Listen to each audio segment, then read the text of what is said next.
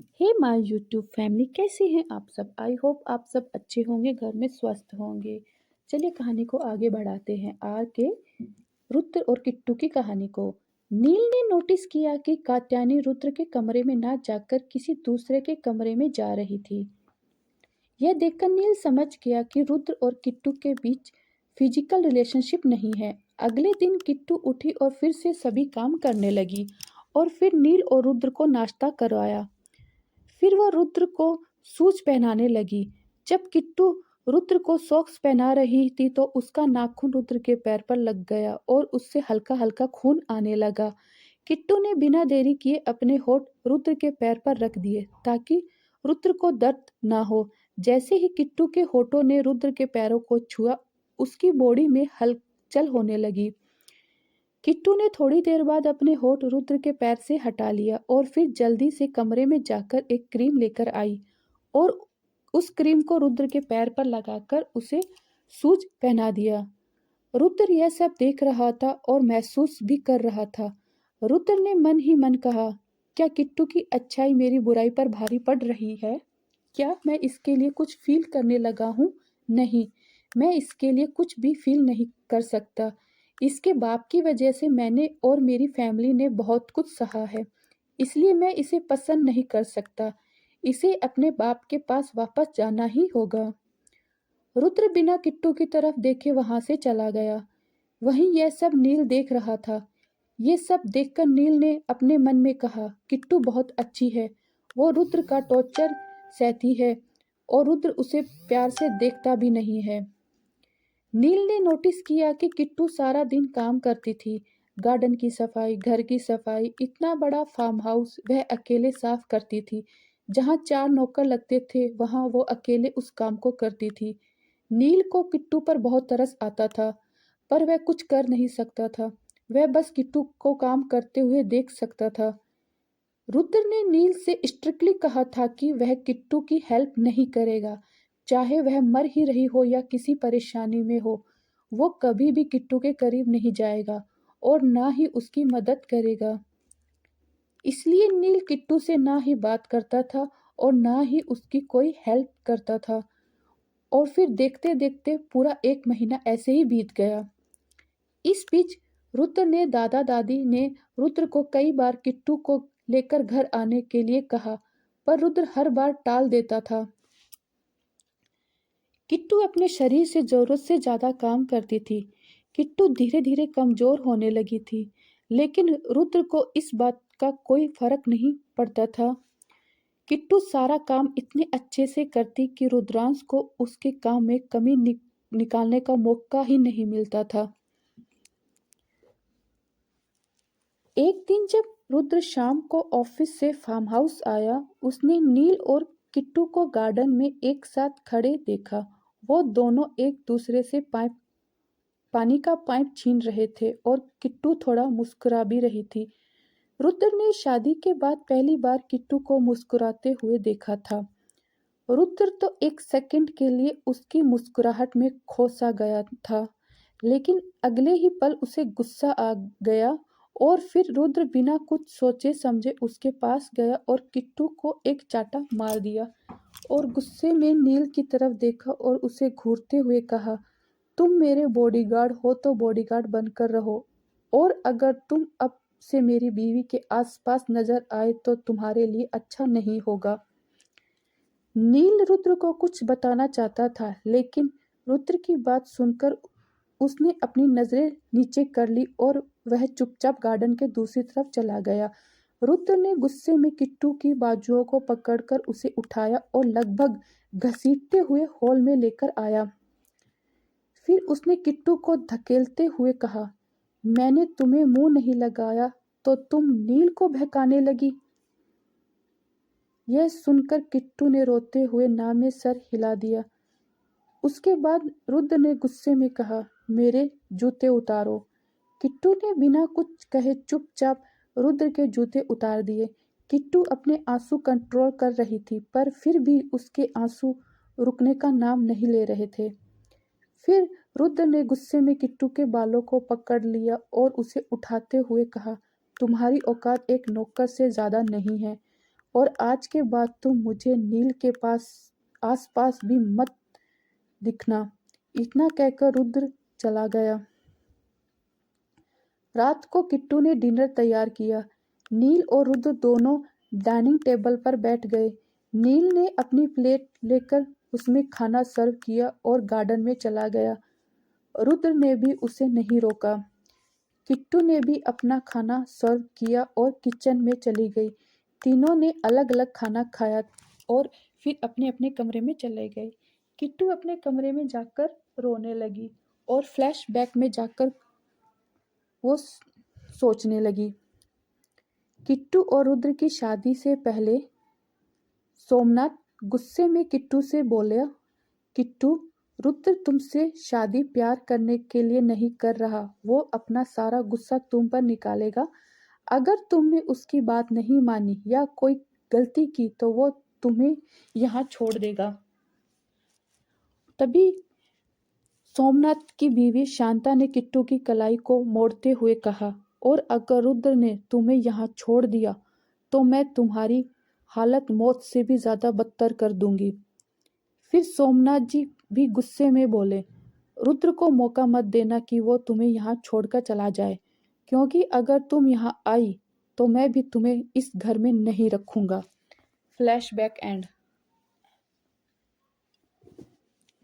किट्टू ने अपनी आंखें खोली और फिर रोते रोते सो गई।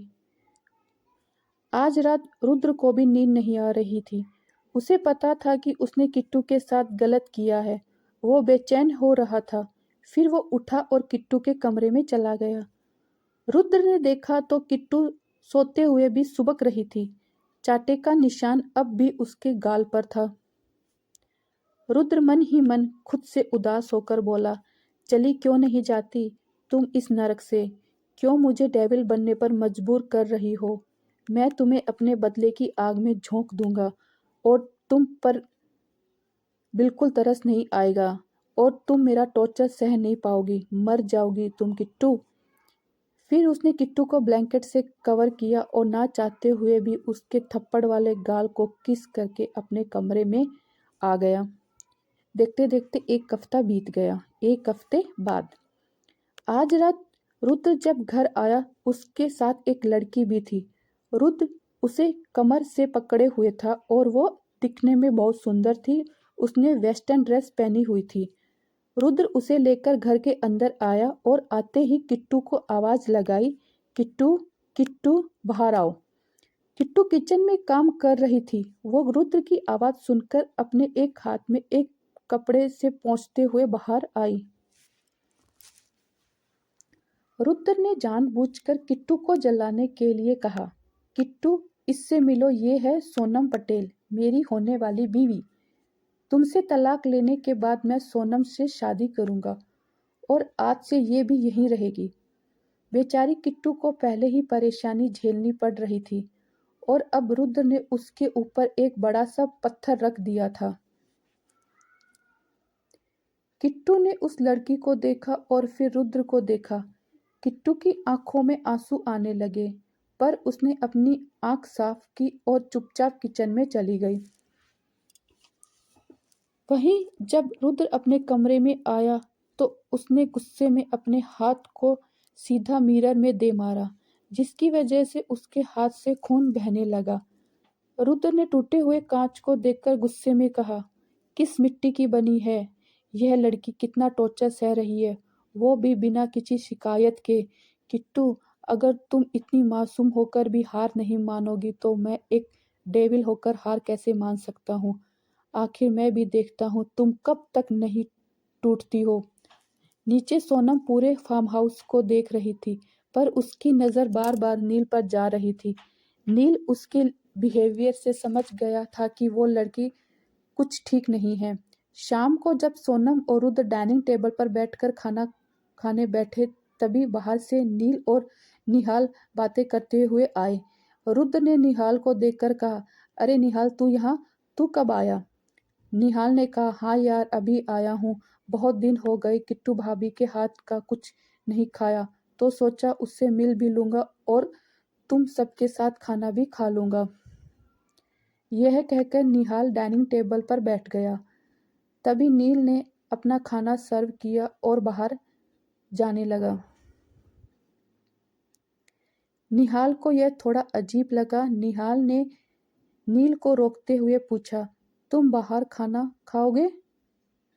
नील ने रुद्र की तरफ देखते हुए कहा, हाँ, क्योंकि मैं रुद्र सर का बॉडीगार्ड हूँ और बॉडीगार्ड को अपनी औकात नहीं भूलनी चाहिए। इतना कहकर वो बाहर चला गया। निहाल ने रुद्र को देखकर कहा, तेरा और उसका झगड़ा हुआ क्या? हद हो गई यार, अब तो तू अपने गुस्से में नील को भी पीसेगा। तू जानता है ना, नील, मैं और तू हम तीनों ही एक साथ बड़े हुए हैं, फिर भी तू उसके साथ ऐसा कैसे कर सकता है? रुद्र तो निहाल की बात सुनकर भी डाइनिंग टेबल पर वैसे ही बैठा हुआ था, जैसे उसने निहाल की बात सुनी ही ना हो। उसने निहाल की बातों पर कोई रिएक्ट नहीं किया। ये देखकर निहाल ने रुद्र की तरफ देखा और नाव में गर्दन हिला दी, जैसे वो कहना चाहता हो कि ये नहीं सुधरेगा। फिर वो तीनों खाना खाने लगे। निहाल ने सोनम को देखकर कहा, किट्टू भाभी, इससे मिलो, ये है तुम्हारी ननद सोनम है, पटेल साहब की इकलौती बेटी और करोड़ों की मालकिन। इसके बाद निहाल ने भी सोनम को छेड़ते हुए कहा, सोनम, इससे मिलो, ये है तुम्हारी किट्टू भाभी और रुद्र की वाइफ। निहाल यह सब बोलकर मुस्कुराने लगा। किट्टू भी निहाल को देखकर मुस्कुराने लगी, लेकिन तभी किट्टू को यह महसूस हुआ कि रुद्र उसे ही गुस्से से देख रहा है, इसलिए किट्टू फिर से उदास हो गई। रुद्र ने निहाल की तरफ देखकर गुस्से में कहा, निहाल, सोनम कोई ननद नहीं है। किट्टू से तलाक लेने के बाद मैं सोनम से शादी करने वाला हूँ। रुद्र बोला तो निहाल को देखकर रहा था, लेकिन वह सुना किट्टू को रहा था। निहाल ने जब यह सुना तो वो बहुत हैरान हो गया। उसे बिल्कुल भी यह उम्मीद नहीं था कि रुद्र ऐसा भी बोल सकता है। निहाल ने हैरानी से रुद्र की तरफ देखकर कहा, तू पागल हो गया है? अभी तेरी शादी को 3 महीने भी नहीं हुए और तू किट्टू को डाइवोर्स देने वाला है? अबे दादी जान से मार देगी तुझे। रुद्र ने दांत पीसते हुए कहा, हाँ, मैं किट्टू को डाइवोर्स देने वाला हूँ और अब मुझे इस बारे में कोई और बात नहीं करनी है। वहीं यह सब सुनकर किट्टू ने अपना खाना सर्व किया और किचन में चली गई। थोड़ी देर में रुद्र और सोनम खाना खाकर उठे और कमरे की तरफ चल दिए, लेकिन जैसे ही सोनम रुद्र के कमरे में जाने लगी, निहाल चिल्लाकर बोला, तो क्या सुहागरात भी आज ही मनाएगा या तलाक होने तक इंतजार भी करेगा? निहाल ने यह बात बहुत गुस्से में कही थी और रुद्र को तो ये पता ही नहीं था कि सोनम उसके पीछे पीछे उसके कमरे में आ रही है। सोनम को अपने पीछे देख रुद्र रुक गया और पलट कर सोनम से गुस्से में कहा, सोनम, तुम मेरे कमरे में क्यों आ रही हो? सोनम ने कहा, रुद्र, हम दोनों शादी करने वाले हैं और मुझे कोई प्रॉब्लम नहीं है तुम्हारे साथ बेड शेयर करने में। यह सुनकर रुद्र गुस्से में बोला, लेकिन मुझे प्रॉब्लम है। तुम दूसरे कमरे में रहोगी, यहाँ नहीं आओगी, यहाँ से जाओ। यह सुनकर सोनम अपने पैर पटकते हुए वहां से चली गई। वहीं रुद्र की ऐसी हरकत से निहाल अब भी उससे गुस्सा था। उसने किट्टू को देखा जो किचन में काम कर रही थी।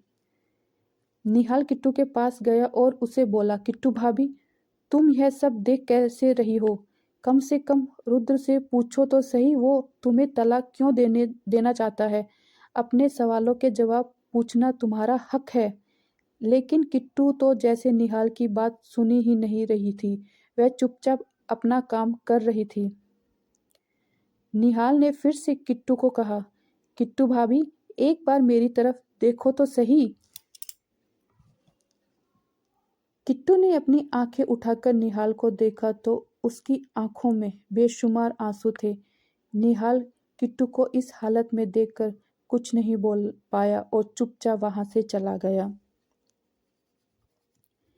निहाल गुस्से में सीधा गार्डन में गया। वहां जाकर खड़ा होकर सोचने लगा, जो मेरी नहीं मानता, दादी की नहीं मानता, दादू की नहीं मानता, वो इस मासूम से बच्चे की क्या ही मानेगा। Thank you for watching my video. Guys, आपको ये स्टोरी कैसी लगी प्लीज़ कमेंट करके ज़रूर बताना।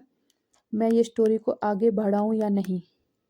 प्लीज़ गाइस मेरे इस चैनल को सब्सक्राइब कीजिए और मुझे सपोर्ट कीजिए ताकि मैं अच्छी अच्छी स्टोरी आपके साथ शेयर कर सकूं। Thank you.